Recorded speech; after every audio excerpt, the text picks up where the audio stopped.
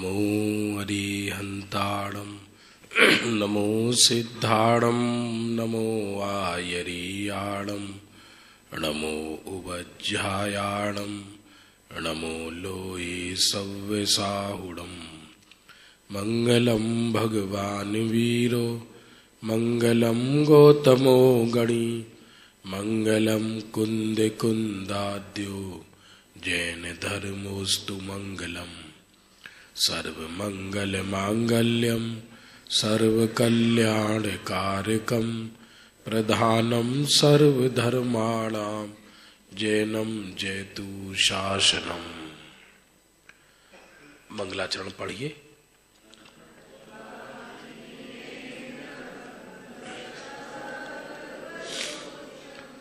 सर्वत्र देवं हितदर्शकं च श्रीजैन सिद्धान्त प्रवेशकेयं विरचते स्वल्प आत्मा ज्ञानं स्वयं ज्ञानं ज्ञानादन्यत् करोति किम् परभावस्य कर्ता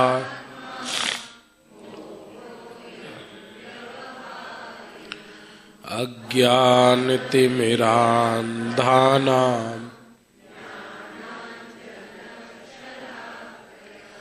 चक्षुरुन्मीलितं येन तस्मै श्रीगुरवे नमः।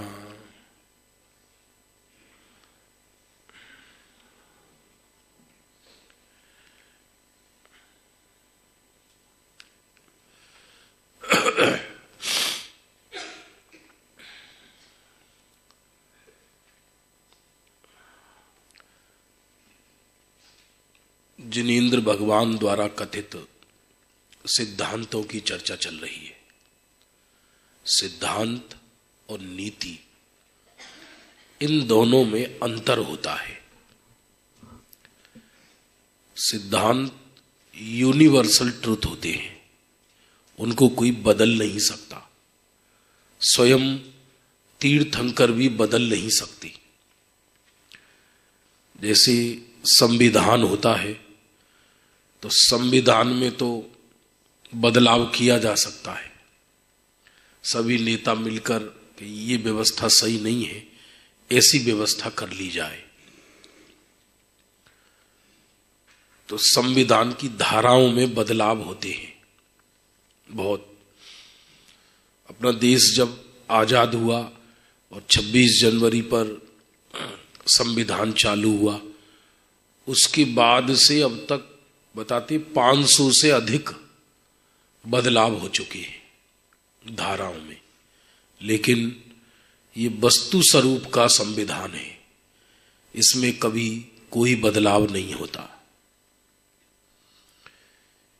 क्योंकि ये हमारे द्वारा बनाया हुआ नहीं है और न ये सर्वज्ञ के द्वारा बनाया हुआ है। सर्वज्ञ ने बताया है, बनाया नहीं है। यदि सिद्धांत मनुष्यों ने बनाए होते तो जीवन बड़ा कठिन हो जाता। फिर तो जिसको जो पसंद आता वो वह सिद्धांत बनाता।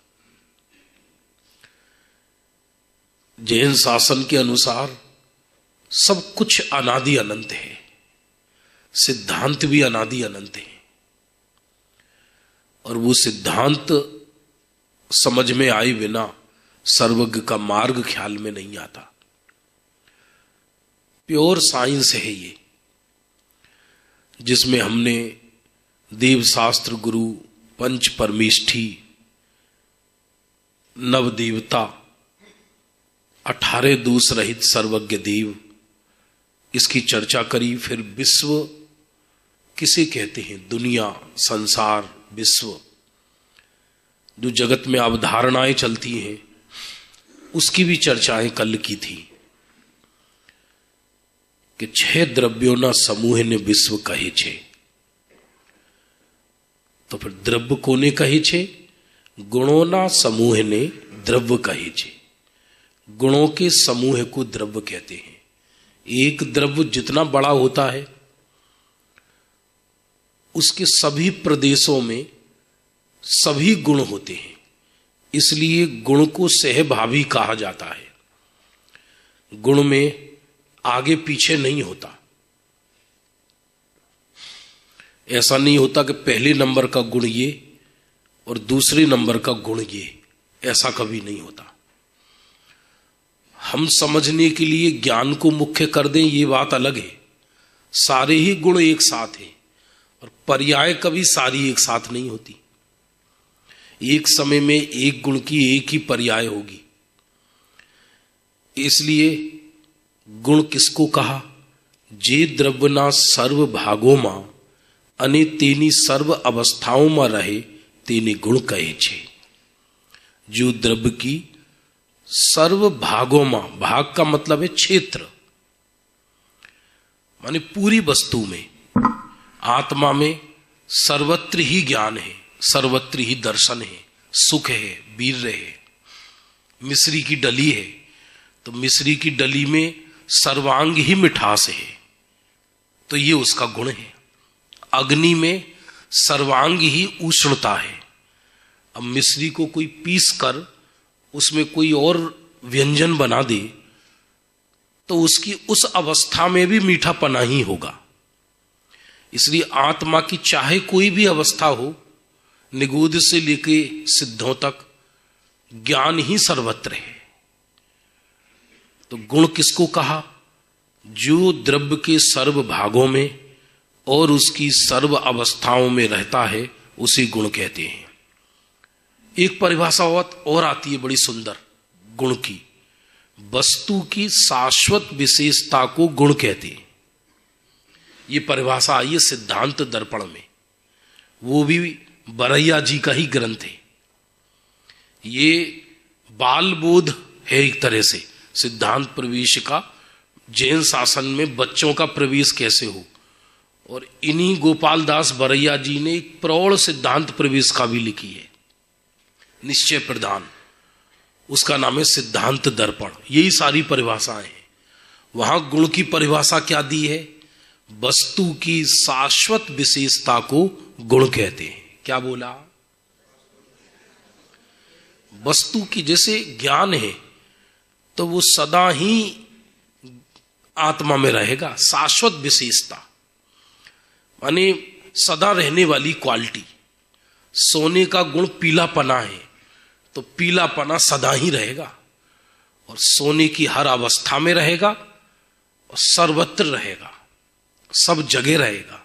चाहे उस सोने का आप कोई भी आभूषण बनाए, ये गुण हो गया। अब इसके बाद का विषय प्रारंभ करते हैं। अब थोड़ा फास्ट चलेगा क्योंकि छोटी छोटी परिभाषाएं हैं और सबको यहां प्राय आती हैं। पर्याय कोने कहे छे? गुणोना विशेष कार्य ने अर्थात परिणमन ने पर्याय कहे छे। गुण के विशेष कार्य को पर्याय कहते हैं। देखो, प्रत्येक गुण परिणमन करता है, क्योंकि जो अपरिणामी कहा है वो विषय अलग है। यहां भी सिद्धांत प्रवेश का ज्ञान कराया जा रहा है। प्रत्येक गुण में एक एक परिणाम होता है हर पल। जैसे ज्ञान गुण त्रिकाल है तो उसमें एक परिणाम उत्पन्न होता है अपनी योग्यता से, एक एक एक एक, वो उसकी पर्याय कहलाती है। पर्याय कहो, अवस्था कहो, लीला कहो, हालत कहो, सिचुएशन कहो, स्वांग कहो, एक ही बात है। स्ट्रक्चर कहो, आकार कहो, उसका पर्याय में कोई दुनिया में जो भी नजर आता है, द्रव्य तो कभी नजर ही नहीं आता और ना कभी गुण नजर आता। जो भी नजर आता है वो पर्याय ही नजर आती है। पर्याय से ही द्रव्य पकड़ा जाता है। आत्मा को पकड़ने की विधि क्या है कि उपयोग से आत्मा पकड़ में आता है। उपयोग से त्रिकाल द्रव्य तो कभी पर्याय में आता नहीं और पर्याय कभी त्रिकाल द्रव्य में जाती नहीं। फिर भी परिणाम से गुण और गुण से गुणी पकड़ में आता है प्रत्येक द्रव्य का। आपने किसी ने शुद्ध सोना देखा है? किसी ने शुद्ध सोना देखा है? आपको कि हां सोने का बिस्किट देखा है। आजकल तो क्या बोलते हैं, कैटबरी भी आती है सोने की, ईंटें आती है मोटी मोटी। जब हमारे यहां शुद्ध सोना रखा है तो वो दिखाओ सोना, वो तो ईंट है, वो तो बिस्किट है। आप बिस्किट रहित शुद्ध सोना दिखाइए। किसी ने शुद्ध सोना देखा हो? संभव ही नहीं है, क्योंकि जो भी नजर आएगी वो पर्याय ही होगी। जो भी नजर आएगा पर्याय ही होगी। पर्याय में पर्याय का ही संवेदन होता है। पर्याय में द्रव्य का संवेदन, ये कथन भी व्यवहार है, वो विषय सूक्ष्म हो जाएगा। देखा जाए यहां चल रही है पर्याय की चर्चा। पर्याय किसे कहते हैं? तो गुण के परिणमन को या गुण के विशेष कार्य को पर्याय कहते हैं। तत्व समझ में आ रहा है? जैसे आप समझिए कोई पुद्गल है, ये पुद्गल। पुद्गल में 4 गुण हैं, स्पर्श, रस, गंध, वर्ण। है तो अनंत, लेकिन हम 4 से समझ रहे हैं। तो अब ये वाइट नजर आ रहा है, तो ये वाइट गुण है या पर्याय है? तो इसका गुण कौन सा है? वर्ण। वर्ण गुण की सफेद पर्याय है। वर्ण गुण की सफेद पर्याय है। किसी ने निखालिस वर्ण गुण देखा हो तो बताइए। निखालिस वर्ण गुण आपने नहीं देखा होगा, पॉसिबल नहीं है। तो ये प्रवचन सार में एक बहुत गजब का शब्द आया कि वस्तु को समझने के लिए जिसमें द्रव्य गुण और पर्याय दोनों शामिल हो जाएं, ऐसा हम कैसे कथन करें एक वस्तु का, एक द्रव्य का, जिसमें गुण भी शामिल हो जाए और पर्याय भी। तो उसके लिए एक शब्द आया बहुत प्यारा, वस्तु परिणमन करती हुई अपनी स्वभाव में स्थिर है। अथवा ऐसा कहो, वस्तु स्वभाव में स्थिर रहती हुई परिणमनशील है। क्या कहा? तो इसमें ध्रुवपना भी आ गया और परिणमन भी आ गया। एक पंखा चल रहा है, तो चल रहा है या रुका हुआ है? चलता हुआ पंखा चल रहा है या रुका हुआ है? बताइए, क्या गजब है। यदि चल रहा है तो कितने किलोमीटर दूर पहुंच गया, और यदि रुका हुआ है तो फिर हवा कौन खा रहा है? तो उसका सत्य कथन क्या है कि पंखा अपनी कीली में स्थिर रहते हुए परिणमनशील है। ऐसे ही प्रत्येक द्रव्य स्वभाव में स्थिर रहते हुए परिणमनशील है। गुण, द्रव्य गुण पर्याय तो जैन दर्शन का मेन है, मुख्य विषय है।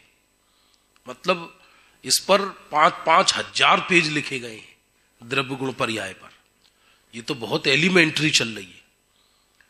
ऊपर की विषय देखेंगे तो बाद में कहेंगे आचार्य कि गुण नहीं, द्रव्य परिणामी है। अकेला एक एक गुण को क्यों पकड़ते हो? गुण तो द्रव्य की शाश्वत विशेषता है। यहां ये याद रखना, यहां जो द्रव्य की चर्चा चल रही है, ये आत्म द्रव्य की चर्चा नहीं चल रही। यहां गुण पर्याय से रहित द्रव्य की चर्चा नहीं चल रही। कुछ ख्याल आ रहा है? नहीं आ रहा है। यहां आखे द्रव्य की चर्चा चल रही है, पूरे द्रव्य की चर्चा चल रही है, जिसे शास्त्रीय भाषा में प्रमाण का द्रव्य कहते हैं। तो गुणों विशेष कार्य। यदि पर्याय ना हो, सुनना, कोई कहे कि हमें तो पर्याय पसंद ही नहीं है, भेद विज्ञान के नाम पर हम पर्याय से हेट जैसा करने लगे। पर्याय शब्द आते ही हमको ऐसा लगता है कि जैसे कौन सी चर्चा आ गई। एक तरीके से हमें द्रव्य सन्मुखता नहीं है, केवल द्रव्य का शाब्दिक पक्ष है। ख्याल में आ रहा है? नहीं आ रहा है। आत्म सन्मुखता नहीं है। जो भाषा आचार्यों ने भी नहीं प्रयोग करी ग्रंथों में, हम उस भाषा का 24 घंटे प्रयोग करते हैं वेद विज्ञान के नाम पर। जबकि 100 आचार्य हो, उनकी 100 भाषाएं हो सकती हैं, उसमें कोई दिक्कत नहीं है। भाषा बदलने की जरूरत नहीं है, दृष्टि में शुद्धात्मा आना चाहिए, इतनी सी बात है। तो यहां तो पर्याय की चर्चा चल रही है। ऐसा नहीं है कि पर्याय पाकिस्तान में रहती है और द्रव्य यहां रहता है। अब यूं तो ऐसे भी सूक्ष्म कथन मिलते हैं कि पर्याय द्रव्य से तद्दन जुदा छे, सर्वथा जुदा है, पर्याय के प्रदेश भिन्न है। लेकिन वो बात बहुत ऊंचे लेवल की है। गुरुदेव ने सैकड़ों जगह कहा, बिना समझे बोलता है पर्याय के प्रदेश भिन्न है। यहां वो चर्चा नहीं चल रही। एक जैसी वस्तु है, ये वस्तु, अभी वस्तु घूमी तो पूरी वस्तु ही घूमी ना। प्रथम तो ये कथन ही गलत है, फिर से सुनना, प्रथम तो ये कथन ही सही नहीं है कि पर्याय परिणमनशील है। आपको सुनकर थोड़ा अजूबा लगेगा, पर मैं सोच समझकर बोल रहा हूं, क्योंकि पर्याय का नाम परिणमन है, तो परिणमन परिणमनशील है, ये क्या बात लाई? नहीं आया ख्याल में?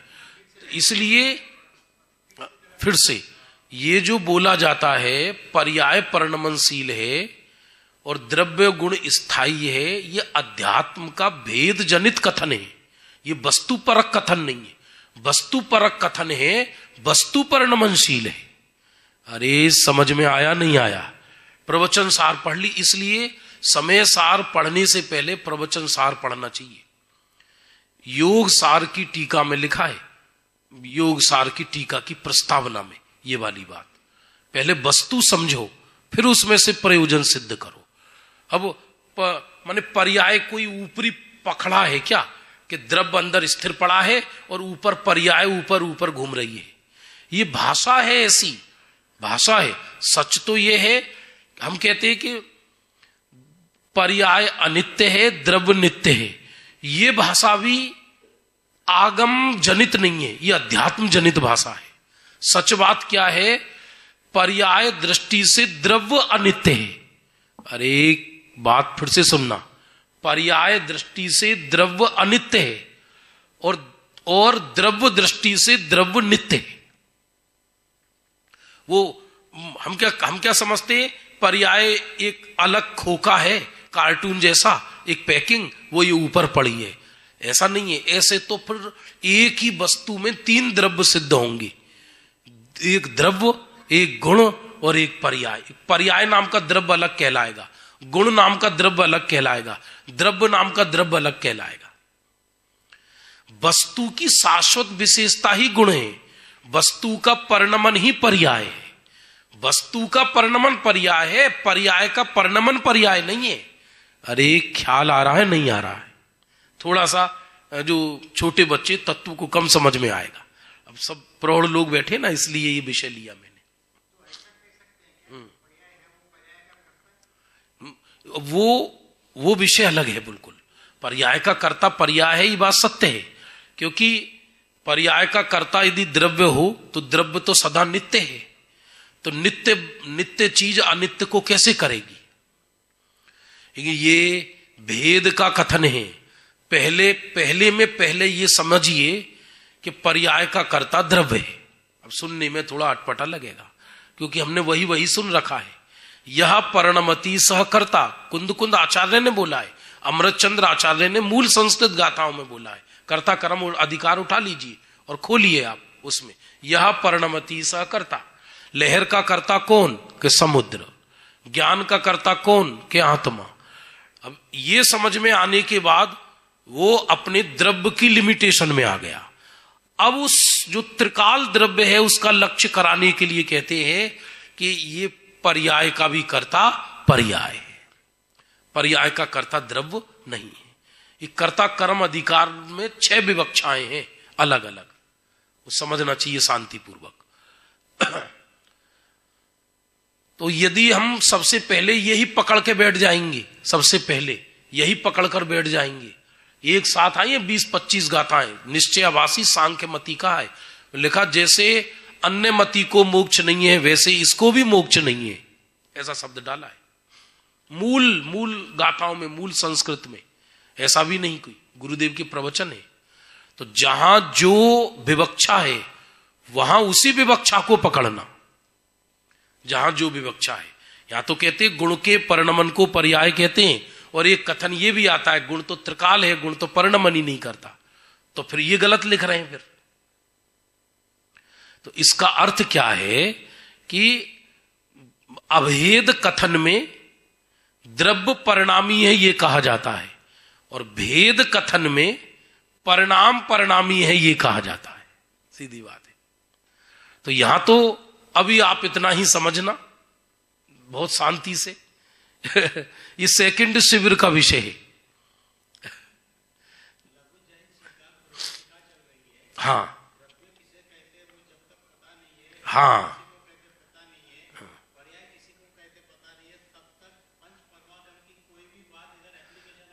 समझ ही में नहीं आएगी ऐसा। अब बहुत दुनिया में चलता है, मैं तो सब जगह घूमता हूं, एक ऐसा भी चलता है अपने यहां, अपने ही मुमुक्षु समाज में। चक्कर क्या है, गुरु रहे नहीं सर पर, कि राग पुद्गल की पर्याय है। सैकड़ों जगह गुरुदेव ने बोला है, लेकिन ये एक विवक्षा है। ये राग कोई ऐसे पुद्गल की पर्याय नहीं है जैसे स्पर्श रस गंध वर्ण वाला है। पहले ये कहते हैं कि राग जीव के ही चारित्र गुण की अशुद्ध पर्याय है, पहले ये समझिए।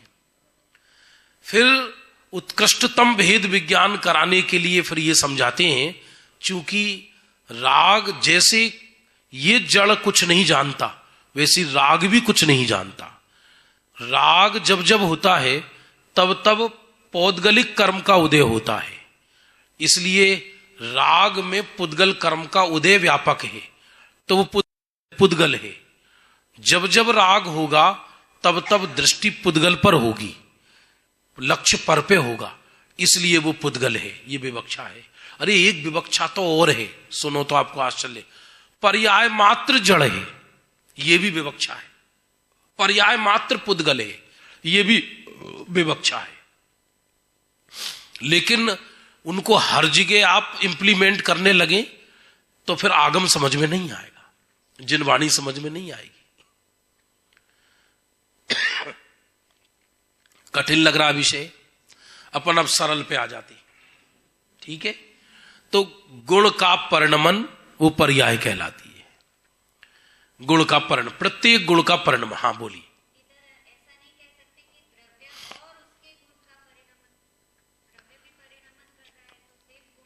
कहा है, कहा है, कह सकते हैं। पूरे भेद विवक्षा में, अभेद विवक्षा में द्रव्य परिणामी है ये कहा जाता है। एक जगह नहीं, 1 करोड़ जगह लिखा है। अध्यात्म का ऐसा कौन सा ग्रंथ है कि जहां नहीं लिखा, हर जगह कहा है। पंचाध्यायी उत्कृष्ट ग्रंथ है, पूरा लिखा है, बहुत बातें हैं। लेकिन एक बार जिनवाणी समझनी पड़े शांति से, घबराना नहीं। ऐसा इतनी सूक्ष्म विषय भी समझ में नहीं आए तो भी मत घबराना। कभी कभी क्या होता है कि सूक्ष्मता देखकर आदमी को ऐसा लगता है कि भाई इतना कुछ समझना पड़ेगा। नहीं, आपको कल्याण करना हो तो इतना पर्याप्त है। जीव जुदा पुद्गल जुदा, यही तत्व का सार, बाकी जो कछु और है याही का विस्तार। लेकिन यदि कुदरत ने बुद्धि दी है, समय दिया है, इंद्रियां हैं, हमारा उपयोग अन्य जगह तो लग रहा है विषय कसायों में, तो क्यों ना हम जिनवाणी के स्वाध्याय में लगाएं उसको। अब कहते गुणों ना केटला भेद छे, गुण के कितने भेद हैं? बे भेद छे, सामान्य विशेष। गुण 2 तरह के, सामान्य गुण और विशेष गुण। सामान्य गुण कोने कहे छे? जे सर्व द्रव्यों में व्यापे तेने सामान्य गुण कहे छे। माने ऐसे गुण जो विश्व के सभी द्रव्यों में है। जैसे हम कहें मनुष्य में मनुष्यत्व सब में है, सबके 2 आंखें, 2 कान, 1 नाक, ये गुण सभी मनुष्यों में है। तो कुछ गुण ऐसे होते हैं कि जो 6 द्रव्य में है, जीव में, पुद्गल में, धर्म में, अधर्म में, आकाश में, काल में। पर इतना याद रखना, जो गुण सब में हो वो द्रव्य का लक्षण नहीं बनता है। क्या कहा, रिपीट कीजिए। जो गुण सब में हो वो द्रव्य का लक्षण नहीं बन सकता। हाँ, अब आगे आएगा इसमें ही। आप घर पर भी पढ़ना इसको। यही जीवन है इस काल में, मतलब आराधना आत्मा की और स्वसन्मुखता, प्रभु का भजन और प्रभु ने क्या कहा वो पढ़ना, यही सत्संग है।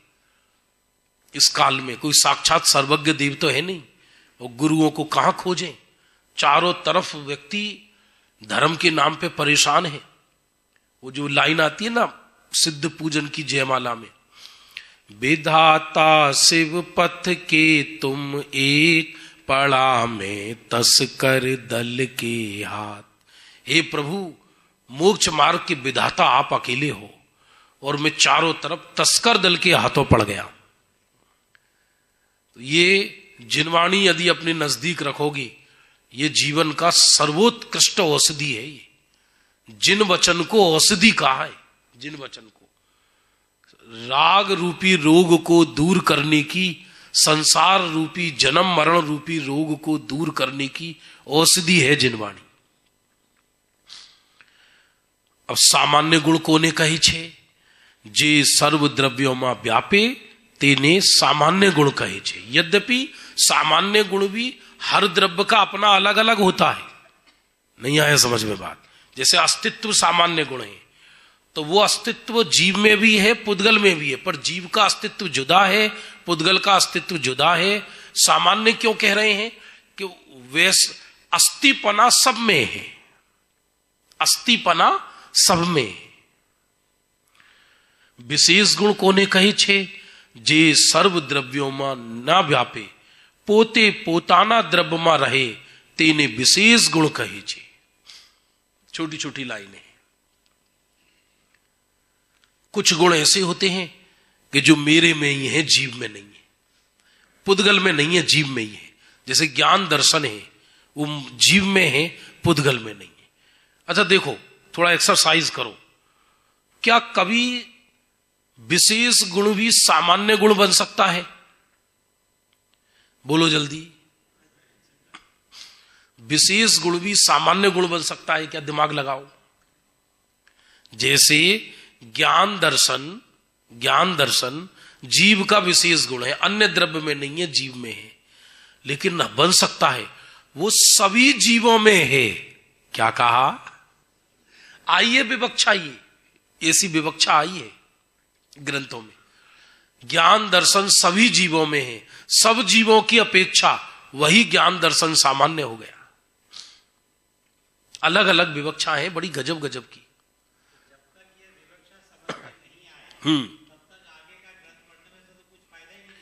नहीं, ऐसा भी नहीं है। देखो क्या है, सबकी मानसिक स्थिति जुदी जुदी है, ऐसा है। अब एक थाली में भोजन करने गई किसी के यहां, अब उस थाली में मिष्ठान भी रखी है, समोसा भी रखा है, और भी कई तरह के पदार्थ रखे हैं। अब सबसे पहले इसे ही खाओ ये जरूरी थोड़ी है, सबसे पहले इसी का सेवन करो ये जरूरी थोड़ी है। जिसका जिससे तृप्ति हो जाए वो पढ़ लीजिए, वो खा लीजिए। बाकी राजमार्ग तो यही है कि विवक्षा समझ में आनी चाहिए। विवक्षा समझे बिगर कभी कोई ये जिनागम समझ में ही नहीं आए। मेरे तो कई बार भाव हुआ, अब इतना कोई हमको विशेष ज्ञान नहीं है, एक ऐसा भाव हुआ मेरा कि विवक्षा पर पुस्तक लिखूं। जिनागम में जितनी विवक्षा आई है उसकी कोशिश, अध्यात्म की मुख्यतया, अलग अलग विवक्षाएं। उसी अध्यात्म में यह लिखा है कि राग का कर्ता जीव है, लिखा है, और उसी अध्यात्म में यह लिखा है कि राग का कर्ता पुद्गल है। अब जब तक इन दोनों की विवक्षा समझ में नहीं आए तब तक समय सार का एक भी पेज पलटा या नहीं पलटा, दोनों बराबर है।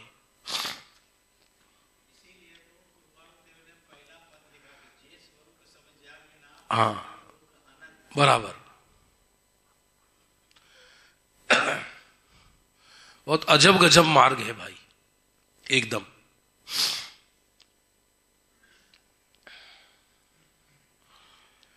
अब देखिए, सामान्य गुण केटला छे, अनेक छे, अनंत छे। सामान्य भी अनंत है और विशेष भी अनंत है, परंतु तेमा मुख्य मुख्य छह छे। मिलकर बोलिए, अस्तित्व, वस्तुत्व, द्रव्यत्व, प्रमेयत्व, अग्रु लघुत्व, प्रदेशत्व। छह: अस्तित्व, वस्तुत्व, द्रव्यत्व, प्रमेयत्व, अग्रु लघुत्व, प्रदेशत्व। छह लिखे मुख्य रूप से। वो छह में ही अपना काम हो जाता है, बाकी तो अनंत है। अब सबसे पहला अस्तित्व गुण कोने कहे छे? जे शक्ति ना कारणे, बोलिए, द्रव्यनो कदी पण नाश न थाए, कोई थी उत्पन्न पण न थाए, तेने अस्तित्व गुण कहे छे। बहुत सुंदर। बताओ, आत्मा ये पढ़ते ही आदमी निर्भय हो जाए, क्योंकि प्रत्येक द्रव्य में एक अस्तित्व नाम का गुण है, जिसके कारण द्रव्य का कभी नाश नहीं होता, उसकी अवस्थाएं बदलती हैं। द्रव्य शाश्वत रूप से कभी नाश नहीं होता। अरे एक बात और सुनो, ये भी आगम में आया है, अवस्थाओं का भी सर्वथा नाश नहीं होता। बोलो, आप क्या कह रहे हो? योग्यता रूप से उस द्रव्य में पड़ी रहती है। भूतकाल की पर्याय द्रव्य में योग्यता रूप से पड़ी रहती है, और भविष्य की पर्याय द्रव्य में शक्ति रूप से पड़ी रहती है। यदि सर्वथा ही नाश हो जाए तो फिर केवली को ज्ञान नहीं होगा उस चीज का, क्योंकि केवली असत्य को नहीं जानते, जो है उसी को तो जानते हैं। इसलिए गोमठ सार आदि में द्रव्य की परिभाषा क्या की? त्रिकालवर्ती पर्यायों के समूह को द्रव्य कहते हैं, ऐसा कहा। यह भी है। एक जब हम मंगलायतन में रहते थे, वो बनाया था एक ग्रंथ बहुत मोटा, उसका नाम ये था, पवन जी ने संग्रहित किया था, दिमाग जिनागम सार। वो पूरा द्रव्य गुण पर्याय का कम से कम 1500 पेज का ग्रंथ है। अब उसमें गुण की परिभाषाएं सैकड़ों हैं, द्रव्य की परिभाषा सैकड़ों हैं, और वो भी सब आचार्यों की रचित है। आचार्यों ने सब आचार्य थे, एक आचार्य के सामने दूसरा आचार्य था ही नहीं। कुंद कुंद के बाद 1000 वर्ष बाद अमृतचंद्र आचार्य कुंद के सामने थोड़ी थे। वो उनको जो भाव ख्याल में आया कि कुंद कुंद प्रभु ने ये लिखा, उन्होंने वो लिखा, और जैसे न आचार्य ने अलग लिखा, और दोनों ही प्रमाणिक हैं। भाषा तो सबकी अलग अलग हो सकती है ना।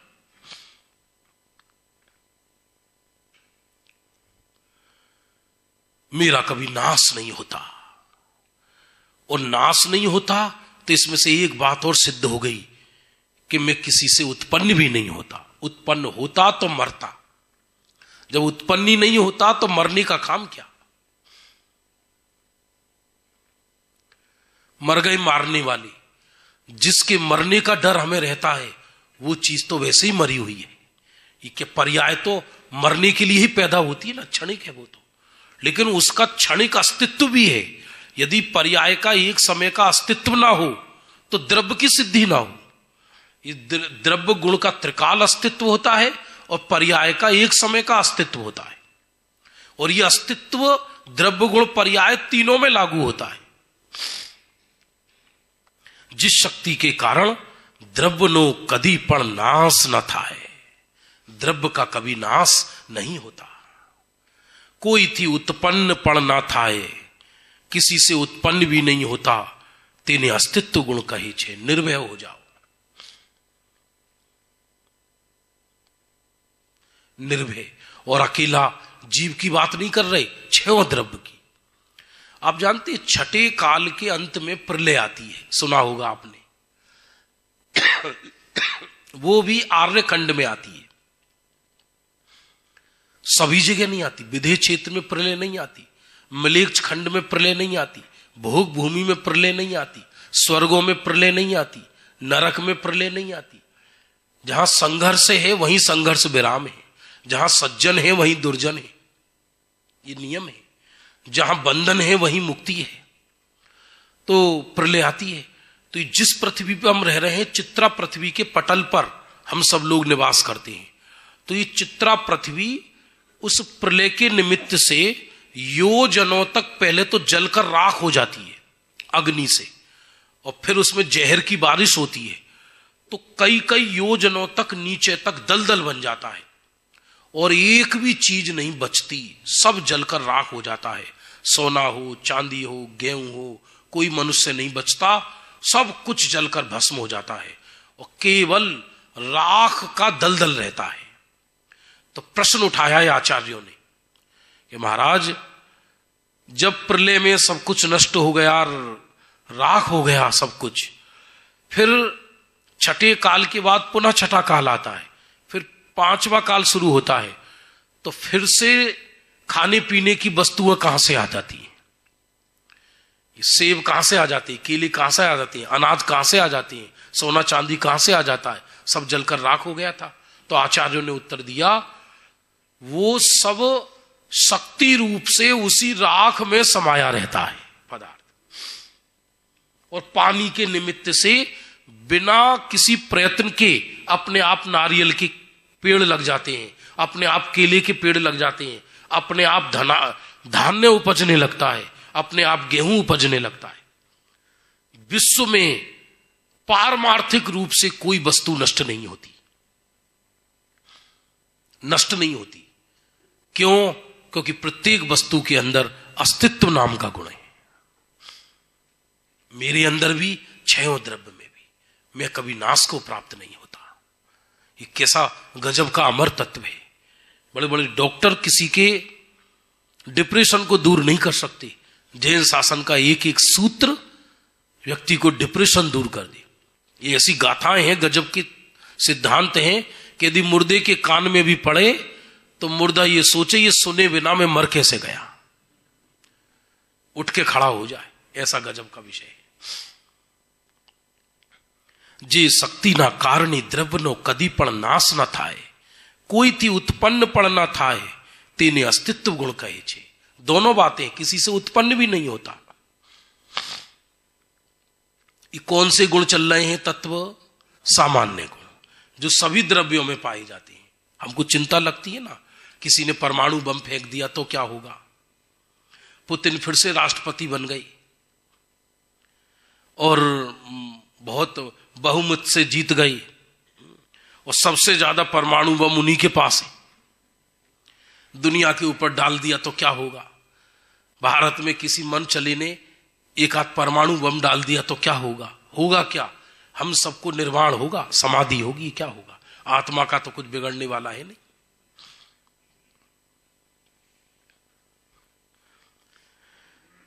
अब वस्तुत्व गुण कोने कहे छे? जे शक्ति ना, बोलिए, जे शक्ति ना कारण थी द्रव्य मां अर्थ क्रिया करवा पणु, अर्थ क्रिया करवा पणु होए, तेने वस्तुत्व गुण कहे छे। जेम के घडानी अर्थ क्रिया जल धारण, आत्मानी अर्थ क्रिया जाणवू वगैरह। वस्तुत्व गुण ये कहता है कोई भी वस्तु निरर्थक नहीं है। अस्तित्व गुण ये कहता है कि वस्तु कभी नाश को प्राप्त नहीं होती और ना वो किसी से जन्म लेती है।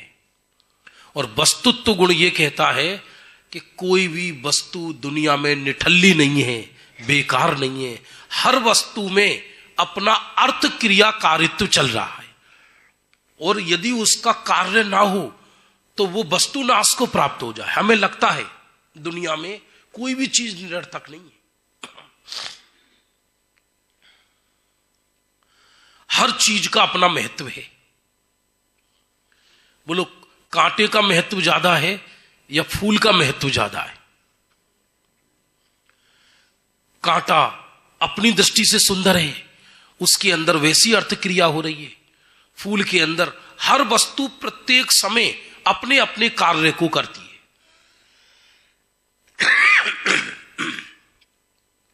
और वो ऑटोमेटिक है, इसलिए यदि कोई कराए तो पॉसिबल नहीं है। जैसे हम सो रहे हैं, सोते समय हमको श्वास आते या नहीं आते? कौन कराता है? स्वयमेव होता है। हर पल प्रतिपल परिणमन होता है। वैसे परिणमन वाला जो गुण आएगा वो द्रव्यत्व के हिसाब से आएगा। यहां तो कह रहे हैं हर वस्तु में अपनी अर्थ क्रिया होती है। कोई वस्तु किसी दूसरे वस्तु का कार्य नहीं करती, अपना अपना अर्थ क्रिया करती है। आत्मा का अर्थ क्रिया क्या है? जानना, देखना। अग्नि की अर्थ क्रिया क्या है? उष्णता। अच्छा, शरीर का अर्थ क्रिया क्या है? गलना, प्रतिपल गलना, पूर्ण गलन करना, प्रतिपल। और हम चाहते कि शरीर स्थिर रहे, हम अर्थ क्रिया के विरुद्ध होना चाहते।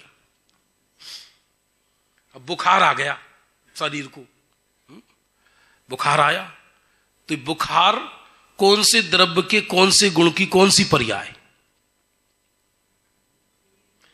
पहली बात तो ये स्कंध की स्थूल पर्याय कहलाती है। आहार वर्गणा से ये शरीर निर्मित है, और इसमें जो स्पर्श नाम का गुण है, अब उसको 15 दिन गर्म रहना है, मान लो 10 दिन गर्म रहना है। हम बिना काम के परेशान हैं, बार बार डॉक्टर भी बेचारे करें क्या? डॉक्टर के पास जाते हैं, यदि बुखार बिगाड़ के जाओ तो कहते अब आइयो बिगाड़ कर, सब कब हो जाएगा सही, अब देखेंगे, अभी तुम दवा लो, फिर अब 5 दिन बाद आना, 5 दिन बाद आना। 5 दिन तक का तो फंदा कटा। अब डॉक्टर लोग कभी अपना व्यक्तिगत फोन नंबर नहीं देते। किसी से व्यक्तिगत संबंध हो तो अलग बात है, वरना खोपड़ा खा ले वो मरीज जीने ना दे डॉक्टर को कि साहब अभी 1 था, फिर 2 हो गया, अब 3 हो गया, अब 4 हो गया, भैया तेरे को बुखार कम है, मेरे को ज्यादा हो रहा है। फिर 5 दिन बाद पहुंचते हैं, क्या हुआ? डॉक्टर साहब कोई फर्क नहीं है।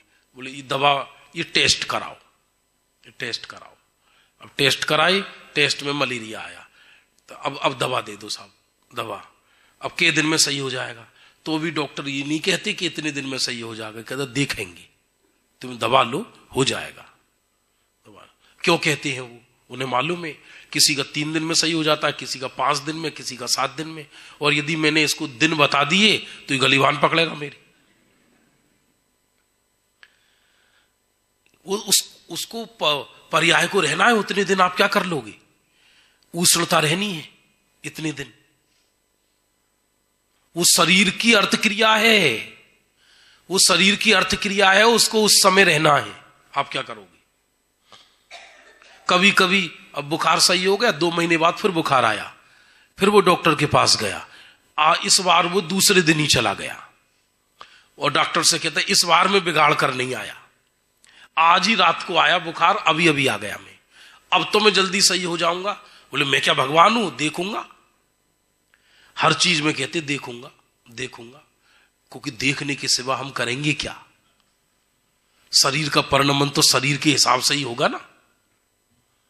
बोलो क्या करोगे? हर वस्तु थोड़ी देर के लिए दार्शनिक बन जाओ, चप्पा चप्पा को देखो, आप देखना सीखो, अटैचमेंट नहीं, देखना सीखो। आप देखोगे तो हर वस्तु परिणमन कर रही है अपने आप में, और अपना अपना कार्य कर रही है, कोई किसी का कार्य नहीं कर रहा। यदि इस अनादि निधन अकृत्रिम विश्व में सब एक दूसरे का कार्य करने लगे तो विश्व का नाश हो जाए। अब देखो, इस मृत कलेवर में चैतन्य परमात्मा रहता है। आत्मा का एक प्रदेश उस देह का कार्य नहीं करता, और देह का एक भी प्रदेश आत्मा का कार्य नहीं करता। देह अपने हिसाब से दिन रात क्षीण होती रहती है, वो चैतन्य हर पल उसको जवान रखने की कोशिश करता है, ये वृद्ध ना हो, ये वृद्ध ना हो, ये वृद्ध ना हो।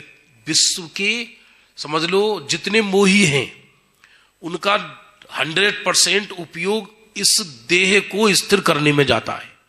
आज तक करोड़ों अरबों खरबों अनंतों जीव इस देह को छोड़कर गए हैं, आज तक विश्व में ना किसी विज्ञान ने, ना किसी साधु ने, ना किसी महात्मा ने, ना किसी दार्शनिक ने यह बताया कि तुम देह को रख सकते हो।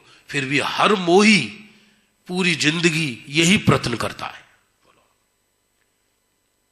अब वो देह ये कहता है कि मेरी तो अर्थ क्रिया ये है, मुझे तो वृद्ध होना है।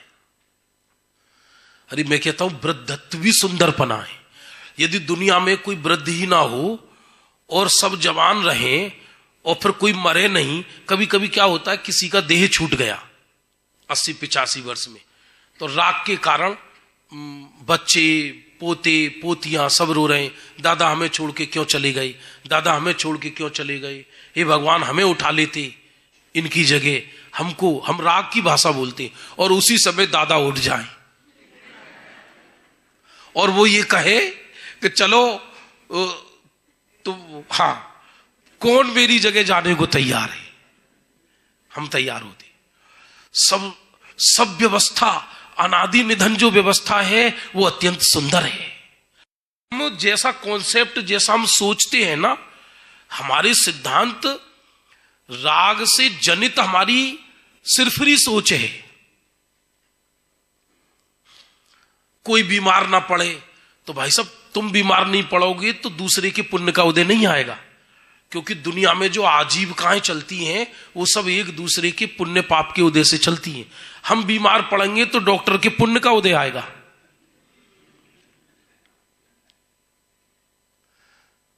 ये विश्व सापेक्षता का नाम है, सापेक्षता का नाम है। ये विश्व अजायब घर है। आधी रात को सन्नाटे में छत पे खड़े हो जाओ, फिर नीरव संसार का एहसास करके देखो एक क्षण, तो आपको ऐसा लगेगा हर चीज स्वयमेव चल रही है। वो अंतर्ध्वनि के भजन आप लोग भी सुनते होंगे ना कभी कभी, वो जो हमारे संजीव जी गाते हैं दिल्ली वाले, स्वयमेव इस जगत का सब काम हो रहा है, स्वयमेव इस जगत का क्या है, सब काम हो रहा है, मुझे भी धीरे धीरे श्रद्धान हो रहा है। संजीव जी हमारे छोटे बहनोई साहब हैं जो बहुत अद्भुत आध्यात्मिक भजन लिखते हैं और स्वयमेव गाते हैं। माने वर्तमान जैन समाज में इतना मीठा गायक शायद ही कोई हो। लाखों लोग प्रतिदिन सुनते हैं उनको, प्रतिदिन लाखों भजन, ऐसा भजन बनाया था उन्होंने अभी। सब अपने आप परिणमन हो रहा है, सब अपने आप परिणमन, हमारी सोच से नहीं चल रहा। क्यों? क्योंकि वस्तु में वस्तुत्व गुण है और सब द्रव्य अपना अपना कार्य कर रहे हैं, अपना अपना कार्य, किसी से कोई लेना देना नहीं है। जे शक्ति ना कारण थी द्रव्य मा अर्थ क्रिया करवा पणु होए तेने वस्तुत्व गुण कहे छे। जेम के घड़ानी अर्थ क्रिया जल धारण, स्थूल उदाहरण है ये, आत्मानी अर्थ क्रिया जाणवू वगैरह। आत्मा कितनी भी जघन्य अवस्था में पहुंच जाए, एक इंद्रिय अवस्था में पहुंच जाए, तो भी उसका जानपना कभी नष्ट नहीं होता। यदि जानपना नष्ट हो जाए तो जड़ हो जाए आत्मा। और पुद्गल चैतन्य के साथ कोटि पूर्व तक रहे शरीर चैतन्य के साथ, तो भी देह का एक परमाणु चैतन्यपना नहीं आता। लोग कहते हैं ना कि संगति से व्यक्ति बदलता है, सुधरता है, व्यवहार का कथन है, निश्चय का कथन नहीं है। देह अनादि काल से चैतन्य की संगति में है, बोलो है या नहीं? हर पल देह धारण करता है, ये लिया पर दूसरी धारण किया, और कभी भी देह में चैतन्य का गुण आया क्या? और चैतन्य में देह का गुण आया क्या? एक बहुत बढ़िया भजन लिखा था, अब याद नहीं आ रहा मेरे को। अंतिम समय जब देह छूटने लगता है, अंतिम समय, तो काया ये कहती है चैतन्य की, चेतन कहता है काया से, तुम हमारे साथ चलो, चलो ना हमारे साथ। तो काया कहती है हम क्यों जाएं तुम्हारे साथ? तो चैतन्य कहता है देखो तुम कितनी कृतज्ञ हो, हमने तुम्हें खिलाया पिलाया, सुंदर सुंदर वस्त्र पहनाए, पूरी जिंदगी तुम्हारी सेवा की, अब तुम हमारे साथ चलो अगली गति। तो बोले हमने तो तुमसे कहा नहीं कि तुम हमारी सेवा करो।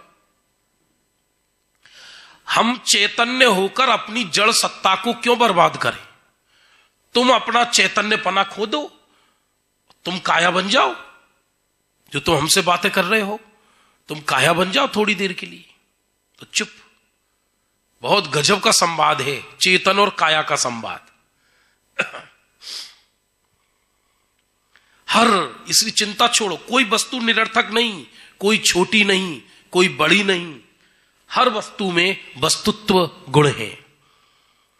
फिर द्रव्यत्व गुण कोने कहे छे, जे शक्ति ना कारण थी, बोलिए, द्रव्यनी अवस्थाओं निरंतर बदल्या करे छे, तेने द्रव्यत्व गुण कहे छे। अब वस्तुत्व और द्रव्यत्व गुण में क्या अंतर है? द्रव्यत्व, वस्तुत्व ये कहती है अपना कार्य करेगी, अपना अपना, दूसरे का नहीं, अपना अपना। इंद्रियों में भी इतनी अकल है, हर इंद्रिय अपना काम करती है। नेत्र इंद्री कर्णेंद्री को सहयोग नहीं करती। इसलिए इंद्रियों का नाम इंद्रिय क्यों पड़ा? इसका उत्तर पूज्यपाद स्वामी ने सरवार सिद्धि ग्रंथ में दिया है। जैसे इंद्र से ऊंचा कोई नहीं होता, ऐसी पांचों इंद्रियां एक दूसरे के अधीन नहीं है। ये पांचों ही इंद्र हैं, इसलिए इनका नाम इंद्रिय है। जैसे कान बहरा हो जाए थोड़ा सा, तो आंख, कान ये कहे आंख से कि थोड़ी सी हेल्प कर दो हमारी तुम, आंख, और थोड़ा सा हम सुन लो, थोड़ी सी तुम बहरी हो जाओ, थोड़ी सी तुम कम देखने लगो और थोड़ी सी हमें शक्ति दे दो। संभव नहीं है। तो द्रव्यत्व और वस्तुत्व गुण में क्या अंतर है? वस्तुत्व गुण ये कहता है हर द्रव्य अपना प्रयोजन भूत कार्य करता है, हर पल कर रहा है, चालू है, साइंस है ये, कितना बड़ा विज्ञान है ये। और द्रव्यत्व गुण ये कहता है कि द्रव्य की अवस्थाएं प्रतिपल बदलती हैं, प्रतिपल। द्रव्यत्व, द्रवता है, बहता है द्रव्य प्रतिपल। यदि द्रव्यत्व गुण ना हो तो पूरा विश्व कूटस्थ हो जाए, फिर तो बंध और मोक्ष की भी कल्पना निरर्थक हो जाए।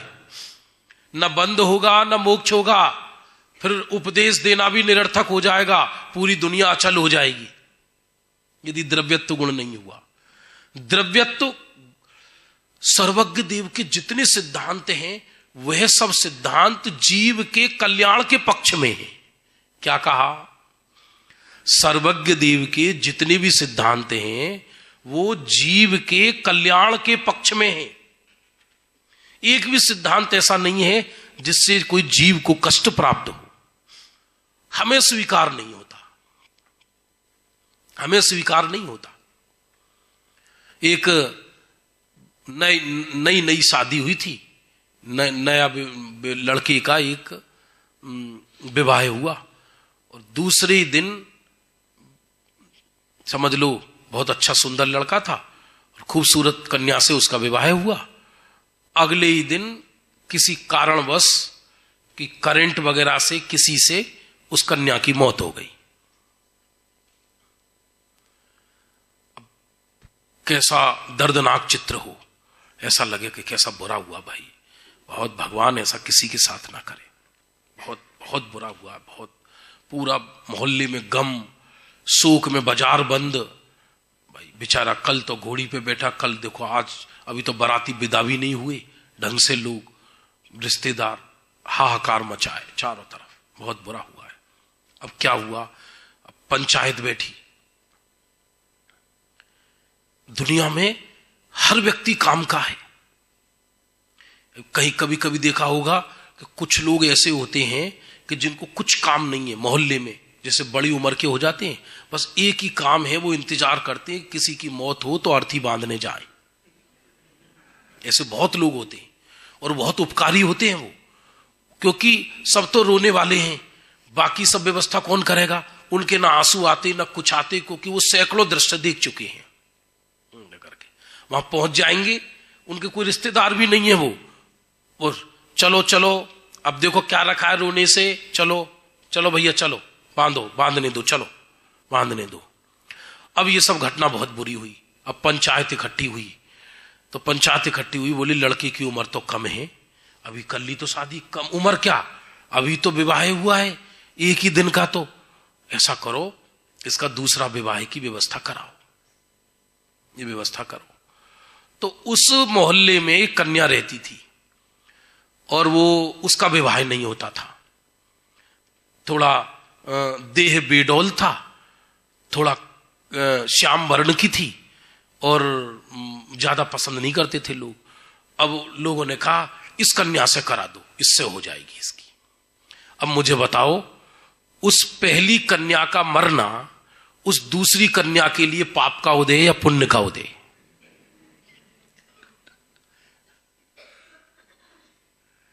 भले ही उसको हमें ऐसा लगे कि बहुत बुरा हुआ ये, बहुत बुरा हुआ ये, लेकिन उसके लिए तो अच्छा हुआ।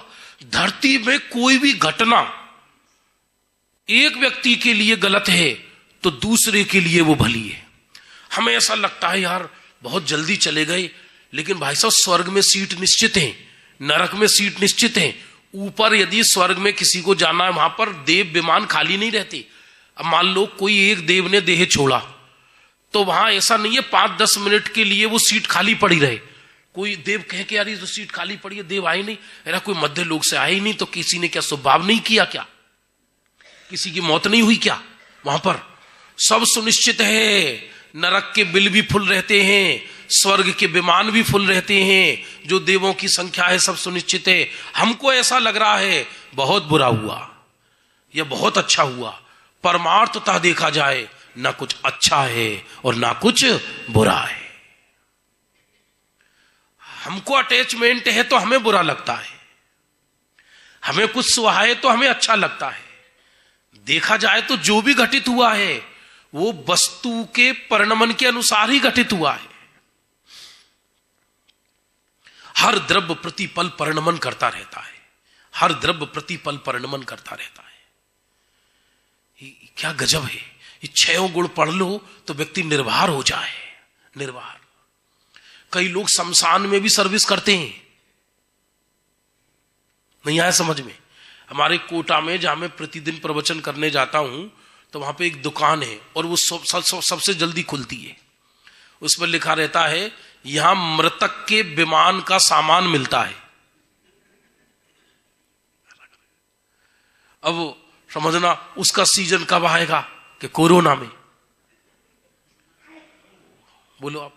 और जो शमशान में सर्विस करते हैं, कई लोग शमशान में करते हैं सर्विस, जो नीच जाति के लोग होते हैं कई ऐसे वहां पर, तो वो कहते घर में कहते अभी तुम बात मत करो, 8-10 दिन वहीं रहेंगे, सीजन चल रहा है।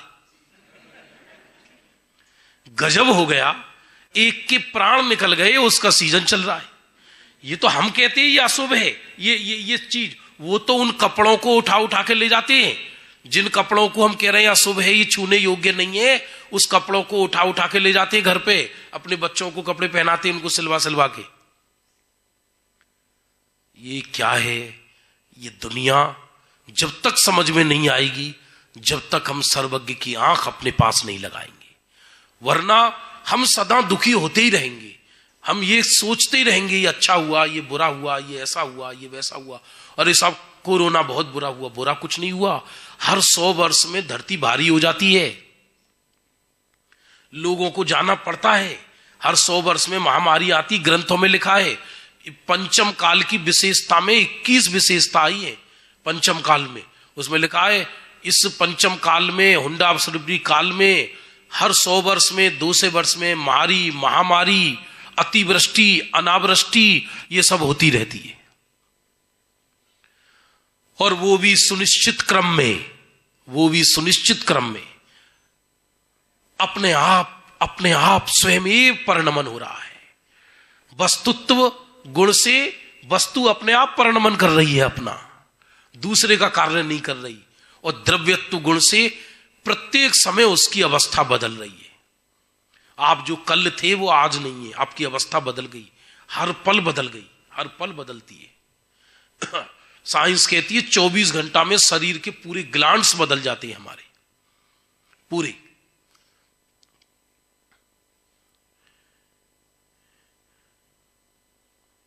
प्रमेयत्व गुण कोने कहे छे, द्रव्यत्व हो गया। जे शक्ति ना कारण थी, मिलकर बोलो, द्रव्य कोई ना कोई ज्ञान नो विषय होए तेने प्रमेयत्व गुण कहे छे। ये बहुत अद्भुत गुण है। लगता है मेरी बात कोई जान ना ले, मैं छुपा लूं। ज्ञान में ऐसा गुण है कि जो सबको जाने, और वस्तु में ऐसा गुण है कि जो जनाने में आवे। दोनों बातें, और दोनों निरपेक्ष हैं एक दूसरे से। दोनों एक दूसरे से निरपेक्ष हैं। केवली लोकालोक को जानते हैं, और वो विषय अलग है कि केवली स्व को ही जानते हैं, पर को नहीं जानते। वो विषय अलग है। जानन हार जनाए छे, वो परम अध्यात्म की व्याख्या है, वो नहीं चल रही है, सिद्धांत प्रवेश का चल रही है। केवली पूरे विश्व को जानते हैं, विश्व में तन्मय हुए बिना, और विश्व के परमाणु परमाणु में भी ऐसी शक्ति है कि वो उनके ज्ञान में जाए, माने जनाने में आए। इसमें ये क्यों लिखा कोई ना कोई ज्ञान नो विषय हुई छे, कि हो सकता है मति ज्ञान वाला भी जान ले, हो सकता है श्रुत ज्ञान वाला भी जान ले, अवधि ज्ञान वाला जान ले, मनपर्य ज्ञान वाला जान ले, और बाकी नहीं जान पाए तो केवल ज्ञान वाला तो जानेगा ही जानेगा।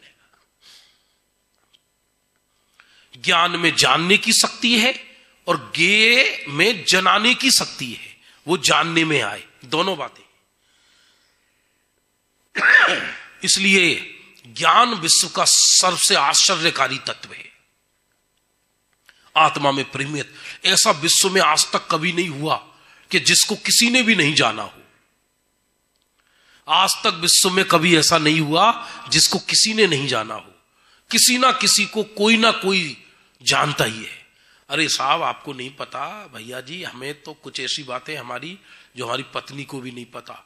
अरे अनंत सिद्ध भगवान सिद्ध शिला पर बैठे हैं, उन्हें पता है नहीं पता है? बस सिद्धों से किसी को चिंता नहीं है। क्यों? क्योंकि वो कुछ कहते नहीं, तुम कुछ भी करो। चिंता तो रागियों से है, व्यक्ति को चिंता तो रागी द्वेषियों से है। 7 भय आते ना, उसमें एक भय आता है अगुप्ती भय। दुनिया के हर प्राणी को अपने गुप्त बात मेरी किसी को पता ना पड़ जाए, इस बात का डर रहता है, अगुप्ती भय। हर व्यक्ति अपनी चीज छुपाना चाहता है। क्यों साहब, आप पर कितनी चल अचल संपदा है? अरे साहब कुछ नहीं, बस अपना जीवन काट रहे हैं साहब, ऐसा ही, कुछ नहीं है, ऐसा ही है सब। वही ऊपर वाला, ऊपर वाला तो सर पे लटका ही रहता है 24 घंटे। कुछ नहीं, बस थोड़ा बहुत बाल बच्चे, ऐसा कुछ ज्यादा कुछ ऐसा है नहीं हम पे। अब क्योंकि उसे पता है कि यदि बता दिया या तो इनकम टैक्स वाले आ जाएंगे, या कहीं जात दान वगैरह देना पड़ सकता है, या कुछ। तो हर व्यक्ति अपनी गुप्त बात छुपाना चाहता है, गुप्त बात छुपाना। लेकिन भाई साहब, ऐसा आज तक कोई माई का लाल हुआ नहीं कि जिसकी कोई बात किसी को भी नहीं मालूम हो, क्योंकि उस वस्तु में भी प्रमेयत्व शक्ति है। उस वस्तु में भी प्रमेयत्व शक्ति है कि उस बात को कोई जाने। और ज्ञान में तो ऐसी शक्ति है ही। देखो मजेदार बात, जितनी वस्तु दुनिया में है उससे 3 तरह की वस्तु होती है। आज का भी लास्ट टॉपिक चल रहा है ये, ज्ञान वस्तु। फिर से सुनना, अर्थ वस्तु, शब्द वस्तु, ज्ञान वस्तु। मिलकर बोलो, क्या कहा? ये माइल धवल में भी आया, ने चक्र में भी वर्णन आता है इसका। जैसे हमने ब्लैक बोर्ड पर लिखा गाय, या मुंह से बोला गाय, काओ, ये कहलाई शब्द गाय, शब्द वस्तु कहलाई। अब जो साक्षात गाय है वो कहलाई अर्थ वस्तु। वो क्या कहलाई? अर्थ वस्तु। और उसको जानने वाला जो ज्ञान है वो कहलाया ज्ञान वस्तु। अब क्या कहते हैं आचार्य? दुनिया में जितनी शब्द वस्तु है उससे अनंत गुनी अर्थ वस्तु है। क्या कहा? दुनिया में जितनी शब्द वस्तु है उससे अनंत गुनी अर्थ वस्तु है। क्योंकि शब्द तो एक ही है गाय, मुंह से बोला जो गया वर्ण, लेकिन गाय तो लाखों करोड़ों है। और अर्थ वस्तु से अनंत गुनी ज्ञान वस्तु है। क्या कहा? अर्थ वस्तु से अनंत गुनी ज्ञान वस्तु है। ये एक रूमाल है और इस एक रूमाल को अनंत केवली जान रहे हैं, तो उनके ज्ञान में सबके पृथक पृथक रूमाल बन रहा है। फिर से सुनना, तो अनंत गुने हो गए और उन सब केवलियों को भी सब केवली जान रहे हैं। ख्याल में आया नहीं आया? तो ज्ञान वस्तु हमेशा ज्यादा होती है। हम सोच रहे हैं हम छुपा लेंगे किसी से कि तुम्हारी घटना को, ये घटना एक है और उसको अनंत अनंत अनंत गुने जीव एक साथ जान रहे हैं और एक एक घटना को अनंत अनंत करके जान रहे हैं, क्योंकि वस्तु के अंदर प्रमेयत्व शक्ति है और ज्ञान में जानने की शक्ति है। कौन किससे छिपाए? बड़ा चमत्कारिक विषय है या नहीं है? चमत्कारिक विषय। जे शक्ति ना कारण थी, द्रव्य कोई ना कोई ज्ञाननो विषय हुए, तेने प्रमेयत्व गुण कहे छे। ये रुमाल है, ये किसी ना किसी के ज्ञान का विषय जरूर है। अभी इसी समय एट द मोमेंट, इसी समय, अभी ऐसा कोई नहीं है दुनिया में कि किसी भी पदार्थ को कोई नहीं जान रहा हो।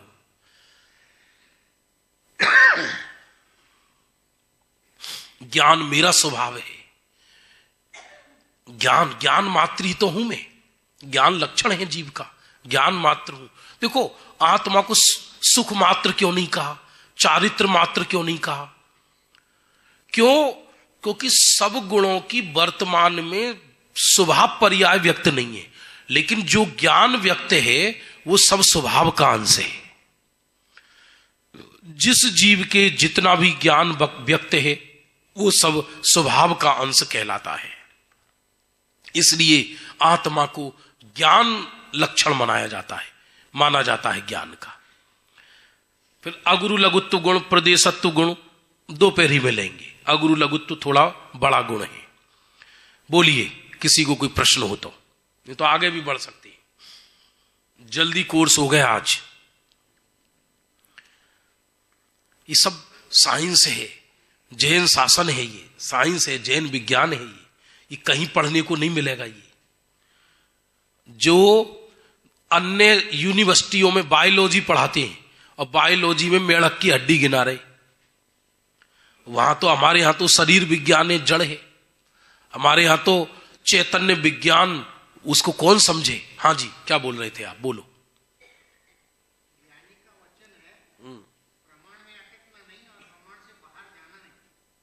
बिल्कुल सही बात है। ये वाक्य को स्वर्गीय लालचंद भाई जी बोलते थे। और प्रारंभ में जब मैं बहुत छोटा था तो राजकोट जाता था तो बहुत प्रेम देते थे मेरे को और मैं उनका स्वाध्याय सुनता था। गुरुदेव के नवरत्नों में से उनका नाम आता है। तो कहते हैं कि प्रमाण में अटकना मत और प्रमाण से बाहर जाना मत। इसका अर्थ क्या? कि सबसे पहले अपनी मर्यादा में आ जाओ। मर्यादा का मतलब मेरा द्रव्य, मेरी गुण, मेरी पर्याय के बाहर तो मेरा काम ही नहीं है। प्रमाण के बाहर जाना मत। अब जब आप प्रमाण में आ गए तो उस प्रमाण में भी अटकना मत। क्यों? उसमें भी जो शुद्धने का विषयभूत त्रिकाली ध्रुव चैतन्य परमात्मा है, वो मेरा दृष्टि का दृष्टि है। हर चीज, हर वस्तु की हर वस्तु ग्रहण करने योग्य नहीं होती। हम बाजार में केला खरीद के लाई और छिलके सहित खरीद के लाई तो छिलका भी खाएंगे क्या? अब कोई ये तर्क दे कि तो छिलका तो केले सहित है। उसी तरह पर्याय वस्तु का परिणमन होने पर भी पर्याय स्वयं पर्याय का विषय नहीं है, पर्याय स्वयं द्रव्य को विषय करती है। तो उस प्रमाण में अटकना नहीं। और इसका अर्थ क्या? कि वो उस संपूर्ण वस्तु का व्यामोह छोड़कर त्रिकाल शुद्ध चैतन्य परमात्मा को अंगीकार करना। फिर उसकी विधि है। पर्याय कहीं चली नहीं जाती। पर्याय अपने आप को विस्मृत करके अपने को त्रिकाल चैतन्य स्वरूप मानती है। इसी का अर्थ है कि पर्याय ने द्रव्य को विषय बनाया। अशुद्धता के काल में शुद्धता को विषय बनाती है। संसारित्व के काल में त्रिकाल मुक्त स्वरूप को विषय बनाता है, जो गुरुदेव ने 45 वर्ष तक जिसका डंका बजाया, जिसे सम्यक दर्शन का विषय कहती है। सम्यक दर्शन में सम्यक दर्शन नहीं है, सम्यक दर्शन में त्रिकाली ध्रुव है। क्या कहा? सम्यक दर्शन में सम्यक दर्शन जैसी कोई चीज नहीं है। सम्यक दृष्टि को पूछो तुम कौन हो, तो वो कहते हम आत्मा है। सिद्धों को पूछो तुम कौन हो, तो सिद्ध कहते हम आत्मा है। वो युगल जी बाबू जी का वाक्य है, सम्यक दर्शन ने त्रिकाली ध्रुव के लिए अपना कोना कोना खाली कर दिया है। समझ में आया नहीं आया? वो तो गजब के विषय हैं, निहाल हो जाओ ऐसा है। अलग ही संसार है, अलग ही दुनिया है, वो विषय ही गजब के। हाँ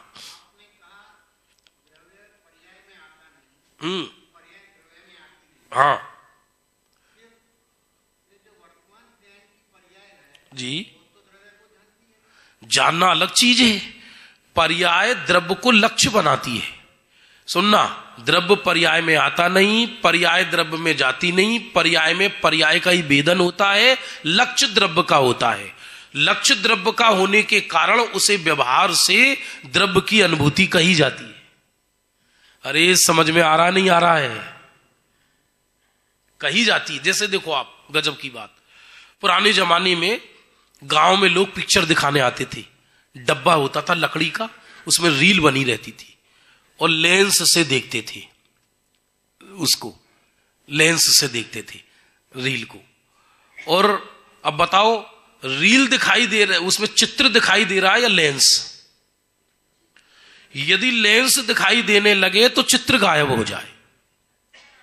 हमने तो खूब देखा है, हमारा तो गांव में जन्म हुआ। वो लाते थे तो हम नीचे दौड़ लगा के जाते थे। उस समय पैसे कम लेके जाते थे। गेहूं, हमारे अनाज का काम था पिताजी के, तो डब्बा भर के गेहूं ले जाते थे और उसको गेहूं दे देते थे। हमारी बड़ी बहन थी सीमा, उसको कहते थे थोड़ा सा तू देख, थोड़ा सा हम देखते उसमें, और आंख बंद करके देखते थे, ऐसा करके चित्र देखते थे। खुश होते थे और वो बहकाता रहता था, बंबई आ गया, अमेरिका आ गया, हम ताली बजाते थे ऐसा। अब लेंस वहीं मौजूद है।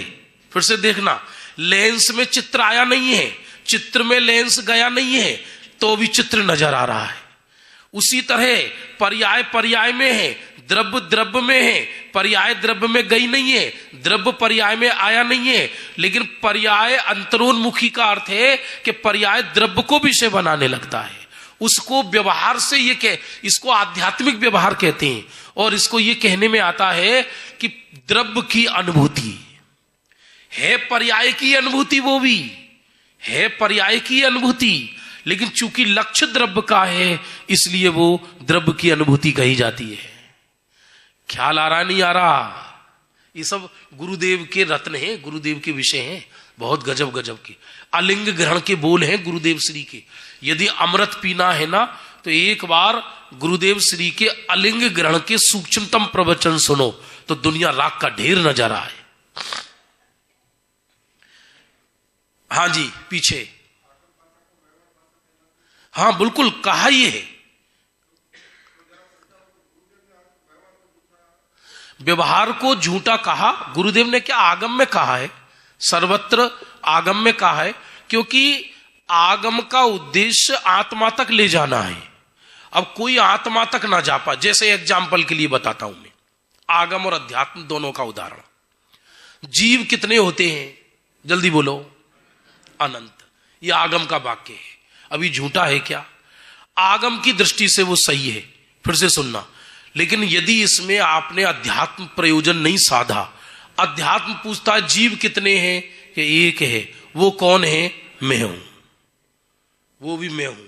तो आगम जब तक अध्यात्म का, आगम के भाव भूमि पर अध्यात्म फलित नहीं होता, तब तक आगम का जानना भी निष्प्रयोजन रह जाता है, निष्प्रयोजन रह जाता है। इसलिए बनारसी दास जी ने लिखा उसमें कि व्यवहारी सो संसारी, संसारी सो व्यवहारी। व्यवहार जानने में आता हुआ प्रयोजनवान है। जान लिया, यहां तक मैं जीव हूं ये जान लिया। अब ये कहते कि सारी दुनिया जीव है, ठीक है, तेरा क्या प्रयोजन होगा? अब उस जीव में भी वो जो त्रिकाल कारण शुद्ध त्रिकाल कारण परमात्मा है वही जीव है, यहां तक पहुंचाते हैं जीव को। और उससे पहले जितने भी विषय हैं वो सब व्यवहार, यहां तक कि शुद्ध निश्चय ने का विषय भी परम शुद्ध निश्चय ने के आगे व्यवहार कहलाने लगता है, अंत तक पहुंचाते हैं। अच्छा एक बात बताओ, जब विषय चल ही रहा है ना, आपको बोरियत तो नहीं हो रही, भूख तो नहीं लगी? बताइए, एक मां के लिए पुत्र स्व है या पर है? मां के लिए उसका बेटा पराया है या अपना है?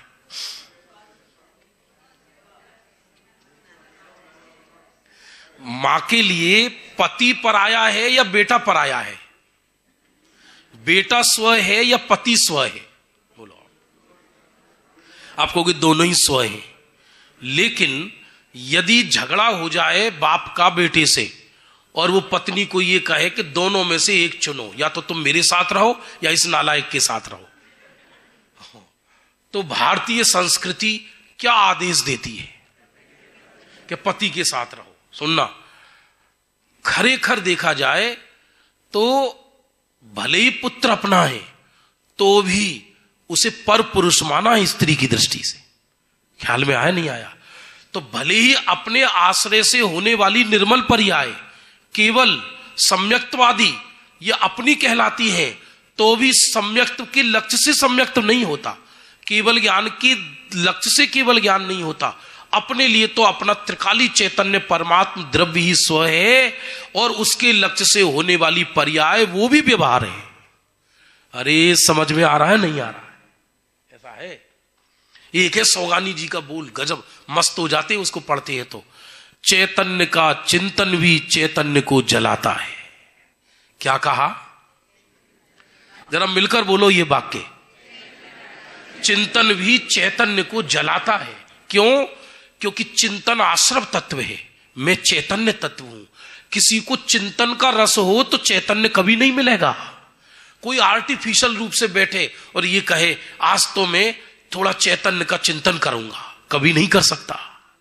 इसलिए हाँ जी,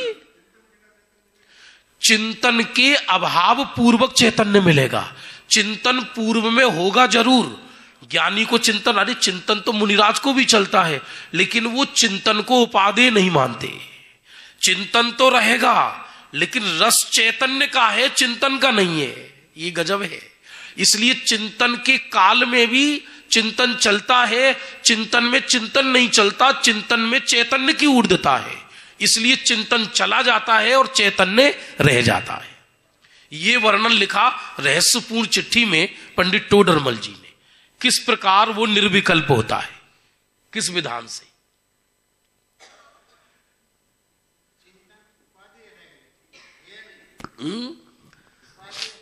आश्रव मात्र ही है, उपादेय नहीं है चिंतन।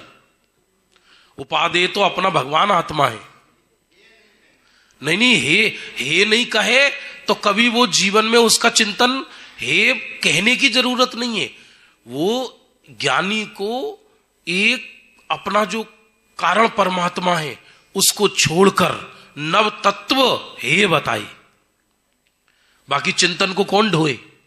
आप मुझे एक बात बताइए, 14 सीढ़ी चढ़कर 15वीं सीढ़ी में आपकी फर्स्ट फ्लोर है, आपके घर की फर्स्ट फ्लोर, नीचे ग्राउंड फ्लोर, ऊपर फर्स्ट फ्लोर। तो 15वीं सीढ़ी पे जब पैर रखते हैं तो फर्स्ट फ्लोर आपका आता है। तो 14वीं सीढ़ी 15वीं सीढ़ी का कारण है या नहीं? जल्दी बोलो, हर चीज में है बुलवा लो। 14वीं सीढ़ी 15वीं सीढ़ी का कारण नहीं है, 14वीं सीढ़ी का छोड़ना 15वीं सीढ़ी का कारण है। यदि 14वीं सीढ़ी 15वीं सीढ़ी का कारण हो तो 14वीं पे खड़ी रहो। आप कोई कहे 14वीं सीढ़ी 15वीं सीढ़ी का कारण है, 14वीं सीढ़ी 15वीं सीढ़ी का कारण है। हाँ, क्रम तो यही पड़ेगा कि जब 15वीं पे जाएगा तो 14वीं पर भी गुजरेगा, लेकिन उसके अंतरंग में ये चल रहा है कि यहां मुझे खड़ा नहीं रहना, ये मेरा घर नहीं है। ख्याल आया नहीं आया? इसलिए चिंतन मेरा संसार नहीं है, मुझे चिंतन में कुटिया नहीं बनानी। अरे चिंतन का करना क्या, मैं तो चैतन्य सरोवर हूं ना। एक बार सौगानी जी के एक एक बोल देखो तो अलग ही गजब दुनिया है वो। यदि गुरुदेव श्री बताते, हमने तो गुरुदेव को साक्षात देखा नहीं, किसी को नहीं देखा हमने तो। ये तो सब क्या कहते, छोटे मुंह बड़ी बात, ऐसी बातें हैं।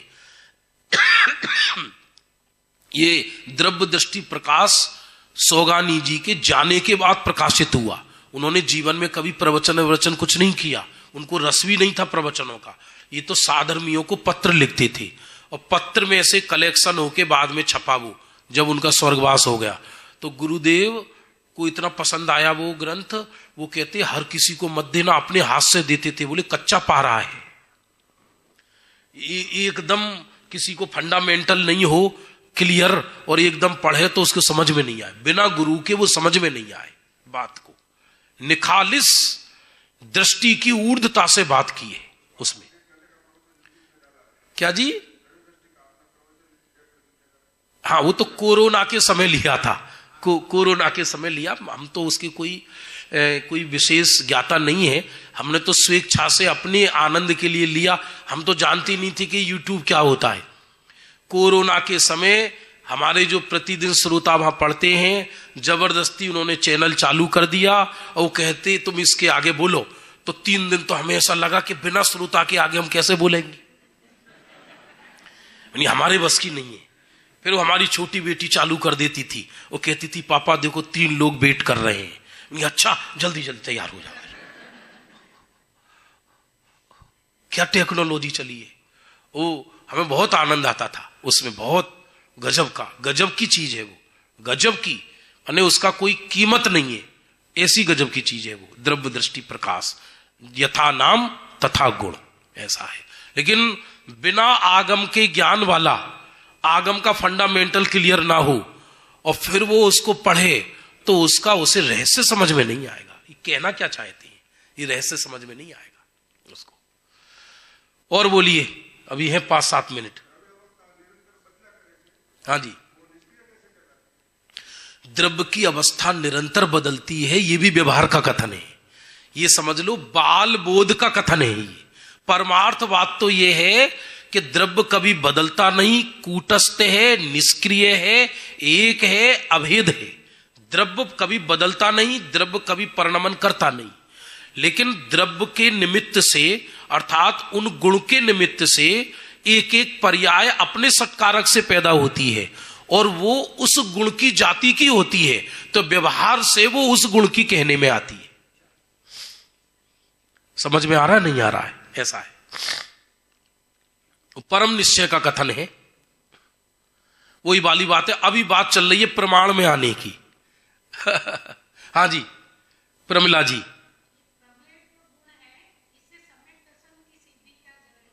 ये कह रहे हैं कि प्रमेयत्व गुण से सम्यक दर्शन की सिद्धि कैसे? जिन शासन का हर सिद्धांत से सम्यक दर्शन की सिद्धि है। तो जो मेरा जो चैतन्य परमात्मा है उसमें ऐसी शक्ति है कि वो मेरे एक समय के ज्ञान में आए, उसमें ऐसी शक्ति है। ज्ञान स्वभाव से परहेज मत करना, ज्ञान स्वभाव से परहेज मत करना, क्योंकि हर वस्तु में ऐसी शक्ति है। अरे एक से एक गजब है, अंदर ही अंदर स्वपर प्रकाशक घटाया है। ज्ञान की पर्याय को स्व कहा क्योंकि वो उसके जानने में आ रहा है, उसके जानने में, और उसमें ऐसी ताकत है उस त्रिकाली द्रव्य में कि वो उसके ज्ञान में आए, तब तो सम्यक्त्व की सिद्धि होगी, तब तो उसके ज्ञान में आएगा वो विषय। और बोलिए, विषय कठिन तो नहीं लग रहा? सोच रहे होगे क्या ऐसी बातें बताओ, डोसा कैसे बने, ये कैसे बने, ये क्या करें? मैं तो कहता हूं आपका भाग्य है कि घर छोड़ के यहां आ जाती हो साल में 1-2 बार। घर तो क्या है, नरक है, कोई दम नहीं। मैं तो मेरे घर में भी कहता हूं, आर्टिफिशियल नहीं बोल रहा मैं ये वाली बात। घर में कभी पापड़ दे देती है मैडम, इनकी पापड़ कहां से आई? बोले बनाए थे हमने। काहे को माथा फोड़ा? मैंने सो उतनी तुम जितनी देर में तुमने पापड़ बनाई उतनी देर में 2 बार केवल ज्ञान होता। क्या रखा है? ये बहुत बहनों के लिए बहुत सर्वोत्तम साधन है जिनवाणी का अध्ययन, वरना बहुत पराधीनताएं हैं, बहुत कष्ट हैं, बहुत संकल्प विकल्प हैं, भारी संकल्प विकल्प है, बहुत ज्यादा। अच्छा है। हाँ जी। होता एक बार है, वो कहने की शैली है। 2 बार काहे को होगा? कहने की शैली है, समझाने के लिए। उसकी महिमा बता रहे हैं समय की। समय कितना महत्वपूर्ण है, समय को क्यों व्यर्थ चीजों में गंवाना। मान लो सर्दी में स्वेटर बुननी नहीं है, मेरी माँ स्वेटर बुनती है, हमको 100 बार मने कर चुके। मैंने कि कौन पहनेगा स्वेटर, किसके लिए बुन रही हो? खाली बैठी बुन रही है। आदतें। खरबूजे की बीज नुकाती हैं, मतलब खरबूजा होता है, उसमें बीज आती है मिगी, चिमटी होती है लोहे की। नहीं तुम क्या कर रही हो? अब बोली मैं सोच रही खाली बैठी हूं तो कुछ कर लूं, मैं सोच रही खाली बैठी हूं तो कुछ कर लूं। अरे भाई साहब, खाली बैठी हो तो जिनवाणी का अध्ययन करो ना। उसको बीज नुकाने में काहे को अपना दिमाग मारते हो, बीज नुकाने में। लेकिन वो क्या है, उस खरबूजी का जो बीज की मिग्गी है वो 800 रुपए किलो बिकती है, और खरबूजा आता है 30 रुपए किलो। तो उसके बीज को जो बहनें हैं वो धोके रख लेती हैं, और धोके उस मिंगी को। अरे मैंने कि काहे को इसमें जो का पथरा, काहे को दिमाग लगा रही हो इसमें। अब रस, जिसको जिस चीज में रस है उसको उस चीज में रस है, कोई क्या करेगा। सबकी क्रमबद्ध पर्याय सुनिश्चित है, कोई नहीं समझ सकता। समझाने से कोई समझता नहीं है। गुरुदेव से लोग पूछते थे, जब सब सुनिश्चित है तो आप लोगों को क्यों समझाते हो?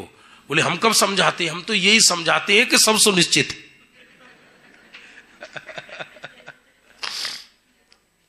कई जीव ऐसे भी हुए जिन्होंने सारी जिंदगी गुरुदेव को सुना और अंत में गुरुदेव से विपरीत हो गए, क्योंकि उनके भाग्य में नहीं था जल्दी सिद्ध शिला पर जाना। ये है, ये ऐसा अमृत मार्ग मिला है। मुझे तो आश्चर्य होता है, ऐसे अमृत मार्ग का भी जो विरोध करें और कुछ भी कहें, ऐसा लगता है कि यही कली काल का घोर दृश्य है बस। हाँ जी, 4 मिनट है, बोलिए आप पीछे। अच्छा, देव दर्शन की विधि 2 पहरी में, उसमें लगेंगे 6, 7, 8 मिनट लगेंगे, पूरी विधि बताऊंगा। कोई दर्शन की विधि में एक बात और बता देता हूं मैं। दर्शन की पहली विधि यह है कि मंदिर में सॉक्स पहन के नहीं जाना। भले ही अन्य जगह चलेगा थोड़ा बहुत, कम से कम जिन मंदिर में, क्योंकि वो अब कोई विशेष सर्दी हो या किसी को कोई विशेष बीमारी हो या कोई किसी के साथ कोई मतलब किसी का अशक्य अनुष्ठान हो तो उसको आदर्श नहीं मनाना। उसमें असाता वेदनी कर्म का बंद होता है, असाता वेदनी का आया है, और उसका मैं प्रमाण भी बताऊंगा आपको। हाँ बेटे बोलो।